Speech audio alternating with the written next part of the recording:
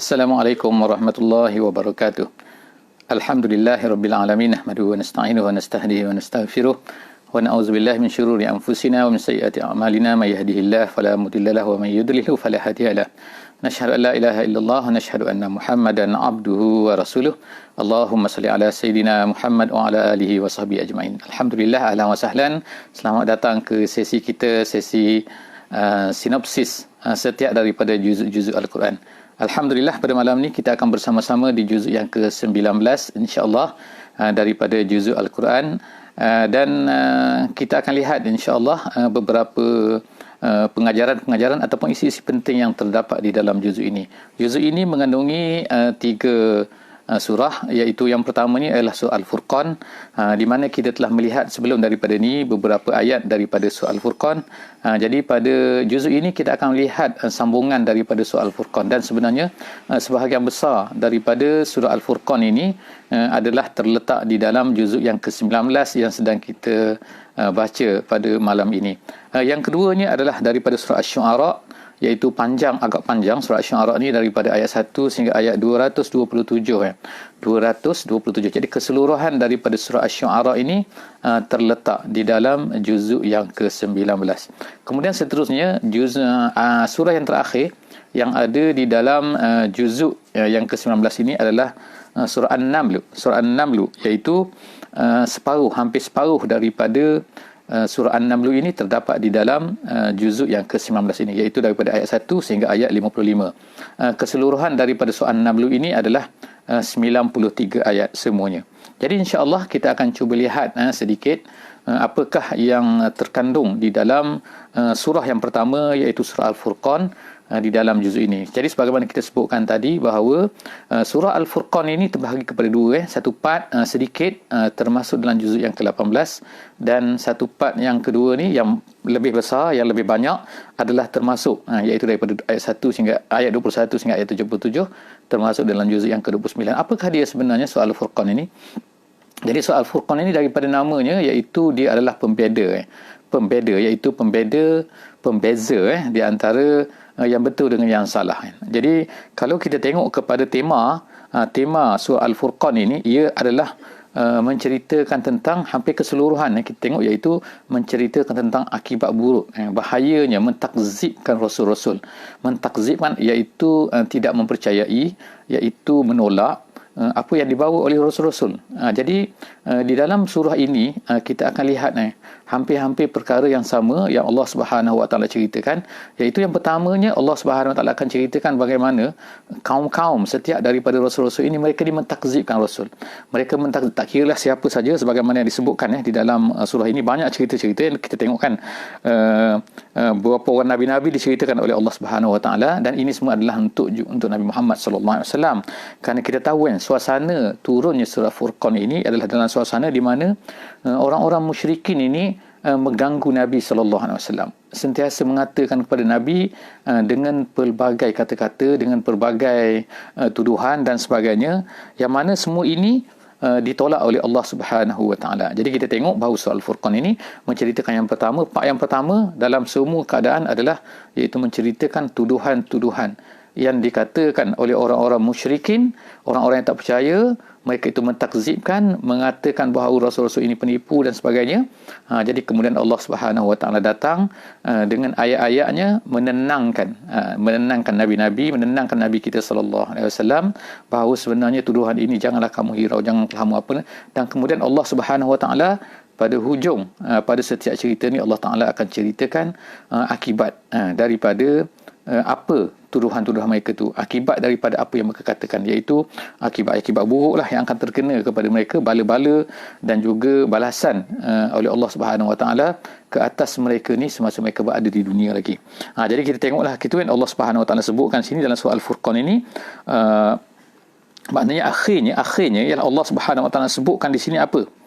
Iaitu tentang syurga sebagai contohnya kan, orang kafir, orang-orang dan sebagainya kan. Jadi Allah SWT akhirnya dalam satu ayat yang cantik, dalam surah ini, orang-orang kafir ni bertanya kan, Rahman tu apa? Mereka bertanya kepada Nabi kan, kami tak kenal pun Rahman, kami tak kenal pun Rahman. Jadi Allah Subhanahu Wa Taala tak jawab.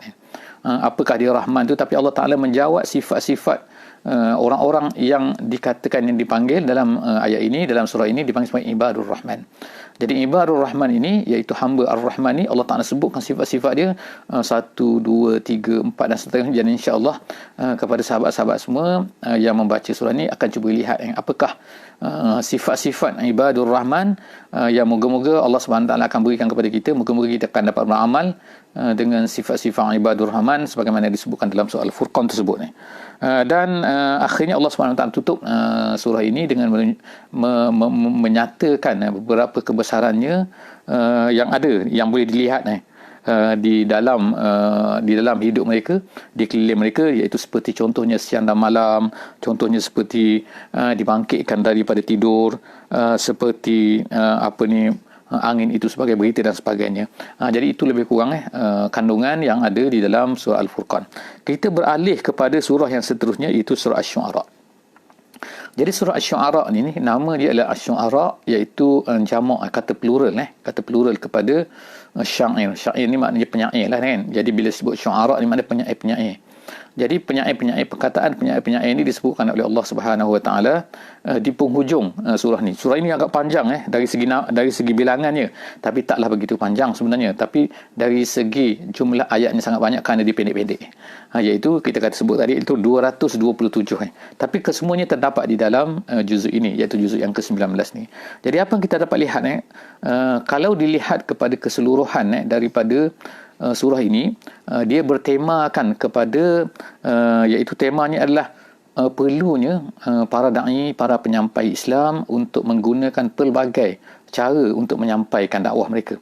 Maknanya mesti menggunakan pelbagai bentuk apa yang ada, pelbagai bentuk bagaimanakah cara yang terbaik, mencari bagaimanakah cara yang ada di dalam masyarakat pada ketika itu untuk menyampaikan dakwah, menyampaikan mesej Islam kepada semua manusia yang ada di sekeliling mereka. Jadi itulah sebenarnya. Jadi bila disebut Asy-Syu'ara ni adalah seolah-olahnya kalau di zaman Nabi SAW itu merupakan satu senjata lah yang paling baik, iaitu kalau di zaman kita ni mungkin artis mungkin dan sebagainya, iaitu orang-orang yang mana diterima ramai oleh masyarakat, cara mereka diterima. Jadi para da'i sepatutnya mencarilah jalan-jalan, sama ada media sosial ke, sama ada apa-apa sajalah yang ada di zaman kita ini untuk menyampaikan mesej Islam. Jadi itulah sebenarnya yang disebutkan, yang dikatakan oleh sebahagian ulama sebagai tema kepada surah ini. Allah Subhanahu Wa Taala menceritakan surah ini, menurunkan surah ini, menceritakan apa yang dalam surah ini. Banyak menceritakan juga kisah Nabi-Nabi sebenarnya, iaitu seperti Allah Ta'ala menceritakan kisah Nabi Musa, kisah Nabi Ibrahim, kisah Nabi Nuh, kisah Nabi Hud, Saleh, Lut, Syu'aib dan lain-lain. Dan setiap kali Allah Subhanahu Wa Ta'ala menceritakan kisah-kisah ini, bukan Allah Ta'ala ceritakan bahawa mereka ni mereka kemudiannya akan dihancurkan, mereka akan dibinasakan dan sebagainya. Tetapi Allah Subhanahu Wa Ta'ala lebih di dalam surah Asy-Syu'ara ini menceritakan iaitu bagaimanakah cara, iaitu cara setiap para rasul ini menyampaikan dakwah mereka, bagaimana mereka bercakap kepada kaum-kaumnya, apa perkataan yang mereka guna dan sebagainya. Jadi Allah Subhanahu Wa Taala utarakan kisah-kisah ini kepada kita semua, kepada para pendakwah, kepada penyampai Islam pada hari ini, untuk bagaimanakah cara untuk menyampaikan Islam. Jadi perhatikanlah surah Asy-Syu'ara ni, belajarlah daripada surah Asy-Syu'ara ni. Moga-moga kita akan mendapat idea untuk menggunakan pelbagai cara yang mungkin tidak digunakan zaman dulu, tapi digunakan sepatutnya kita gunakan di zaman sekarang ni. Sebab zaman berubah jadi banyaklah cara-cara baru mungkin.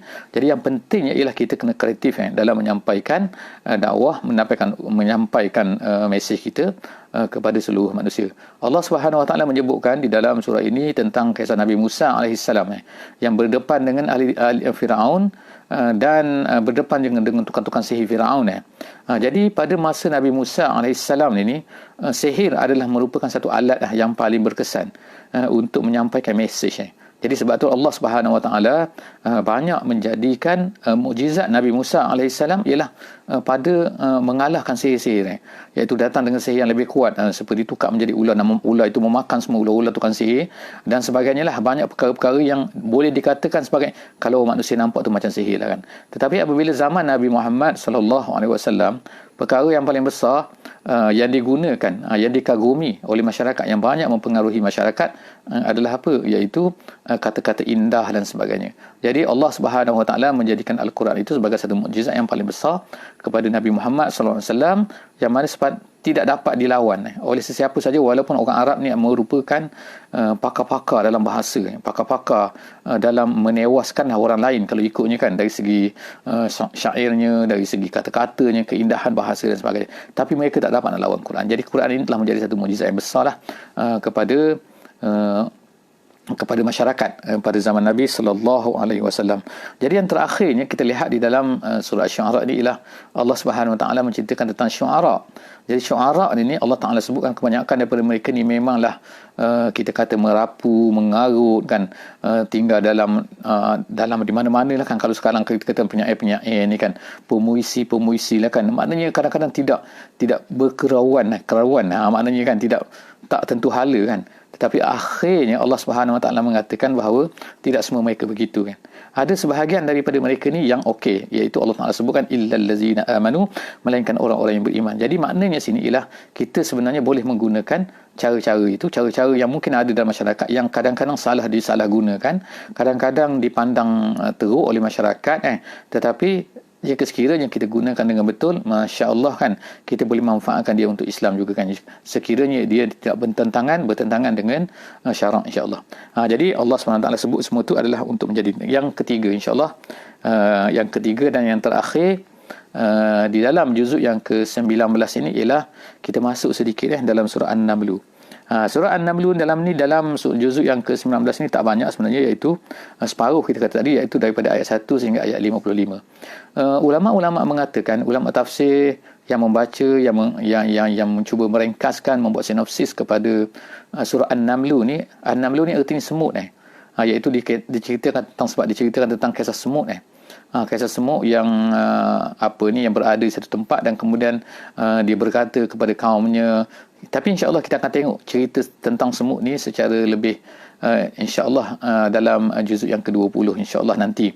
Jadi jangan lupa insya-Allah esok dalam sesi seterusnya, sesi yang selepas daripada ni, kita akan tengok pula juzuk yang ke-20.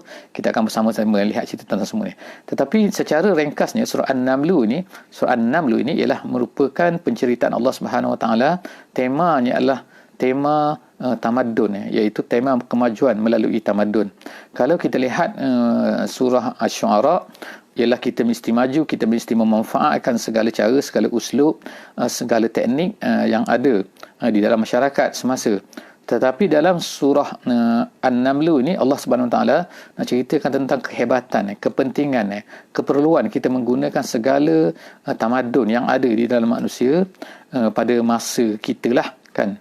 Kalau disebutkan oleh Allah SWT sini cerita tentang Nabi Sulaiman, yang mana kita tahu semua kan, Nabi Sulaiman, Nabi Daud semuanya adalah raja-raja, nabi dan raja yang hebat, dan Allah SWT telah kurniakan kepada mereka berdua ni, Nabi Daud dan juga Nabi Sulaiman, kehebatan-kehebatan dapat memahami suara binatang, dapat bahasa binatang dan sebagainya. Jadi dan dapat menguasai jin dan sebagainya. Itu menunjukkan bahawa kehebatan Jadi bagaimanakah caranya itu, jadi Allah SWT sebutkan begitu kan. Kemajuan di sini mungkin termasuk kita kata kemajuan dari segi sains dan teknologi, sebab apa Allah SWT sebutkan diberikan Nabi Sulaiman dengan ilmu ilmi ini makna pengetahuan. Pengetahuan di sini kalau diterjemahkan dalam bahasa moden juga ialah sains maknanya kan. Jadi Nabi Sulaiman ni kemudian tu menguasai semua hampir kita nak katakan semua jenis makhluk lah yang ada sama ada jin ke burung ke binatang dan sebagainya. Jadi itu nak menunjukkan bahawa keperluan lah kita ni memanfaatkan semua yang ada, multinational lah kita katakan, dan juga kita mesti menguasai bahasa. Sebagaimana Nabi Sulaiman telah diberikan penguasaan bahasa. Jadi dengan kurniaan Allah Subhanahu Wa Taala itu, Nabi Sulaiman telah memanfaatkan ilmunya itu, apa yang diberikan oleh Allah Subhanahu Wa Taala itu, nikmat itu, kemudian dia telah menjadikan semua orang-orang yang bersama dengannya itu mempunyai mesej yang sama, sehingga Hud yang diceritakan di dalam surah ini juga faham mesej itu. Apabila dia pergi ke negeri Yaman, dia tengok Balqis yang menyembah matahari, jadi dia dia tahu kan ini adalah satu kesalahan. Jadi dia balik, dia report kepada Nabi Sulaiman, dan jadi banyaklah sebenarnya pengajaran daripada kisah Nabi Sulaiman dan juga Hud ini yang menunjukkan juga ialah seni management yang sepatut ada kan, seni pengurusan yang sepatutnya ada di dalam di dalam masyarakat Islam, di kalangan Islam yang sepatutnya kita kuasailah sepatutnya. Dan seterusnya Allah SWT cerita yang terakhir iaitu tentang penguasaan iaitu Balqis, Ratu Balqis yang telah datang kepada Nabi Sulaiman, telah dibawa istana ke Nabi Sulaiman, dan dia terkejutlah kena tengok istana di sana, dan kemudian dia masuk ke istana Nabi Sulaiman, dan kerana kehebatan istana Nabi Sulaiman itu, maka akhirnya dia menyerah diri kepada Allah Subhanahu Wa Taala dan dia masuk Islam, masya-Allah kan. Jadi setakat itulah saja kisah ataupun juzuk yang ke-19 yang ada separuh daripada juzuk surah An-Naml yang kita akan lihat sambungannya nanti insya-Allah dalam sesi di esok hari insya-Allah. Jadi setakat saja aku qauli hadza wa astaghfirullahal azim li wa lakum wa billahi taufiq hidayah. Assalamualaikum warahmatullahi wabarakatuh.